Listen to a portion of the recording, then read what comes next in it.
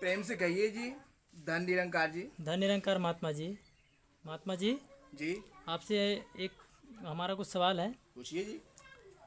ये जो संसार है, जी ये संसार में लोग कहते हैं कि लोक परलोक भी है, और यदि ये लोक परलोक है तो कहाँ है भी या नहीं है? आप इसके बारे में हमें कुछ बताएंगे? देखिए, ऐसा है कि लोक परलोक वो तो है, परंतु उसका निर्धारित स्थान जो है वो इसी प्रकार से है। परमात्मा को समझना है, भगवान को समझना है। ये लोक परलोक को और परमात्मा भगवान को समझना ज्ञान बुद्धि से परे है। ये भक्ति से है। भक्ति जैसा मनुष्य कर रहा है, भक्ति के अंदर जो भाव उत्पन्न हो रहा है, उस जो उत्पन्न से दृश्य देख रहा है, जो उत्पन्न से रूप देख रहा है, जो उत्पन्न से संसार को देख रहा है, जैसा जिसका भाव है, जैसा भाव से जो उत्पन्न हो रहे हैं परमात्मा की माया और प्रभु, वो वैसे ही है। परंतु लोक परलोक कहाँ है, सत्य लोक कहाँ है, विष्णु लोक कहाँ है, वैकुंठ लोक कहाँ है, इंद्र लोक कहाँ है, इसका पता बताना, इसको साक्षात बताना तो परमात्मा को परखना समझने के जैसा है। गोस्वामी दास जी ने, तुलसीदास जी ने रामचरितमानस में लिखे हैं, हरि अनंत हरि कथा अनंता, जह विधि कहें सुने सब संता।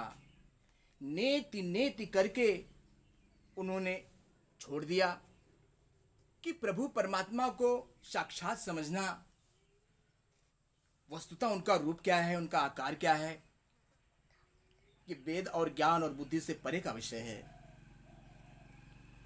इसी प्रकार से लोक परलोक तो है, जैसे परमात्मा है, भगवान है, मगर साक्षात जो कोई मनुष्य तो है नहीं कि जैसे देख लिए कि ये हैं, भक्ति किए, भक्ति से जो भाव उत्पन्न हो गया, उस भाव को उन्होंने बता दिया कि यही मेरा भाव, समझ ले कि यही मैं हूँ। बाकी जो भी कुछ है।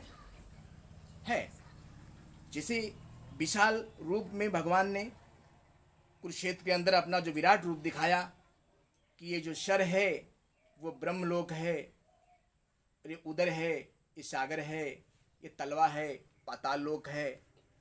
तो जितना भी लोग, जितनी भी योनियां और जितना भी युग और जितने भी चीजें हैं, वनस्पतियां हैं, योनियां हैं, वो सब कुछ साक्षात एक मनुष्य के शरीर के अंदर उत्पन्न है। बस सिर्फ उसको दृष्टि चाहिए, ज्ञान की दृष्टि। ज्ञान की दृष्टि अगर मनुष्य के पास है और वो उसने अपने आप की परख कर लिया तो सारे सृष्टि को समझ गया और सारे परमात्मा का स्वरूप समझ में आ गया।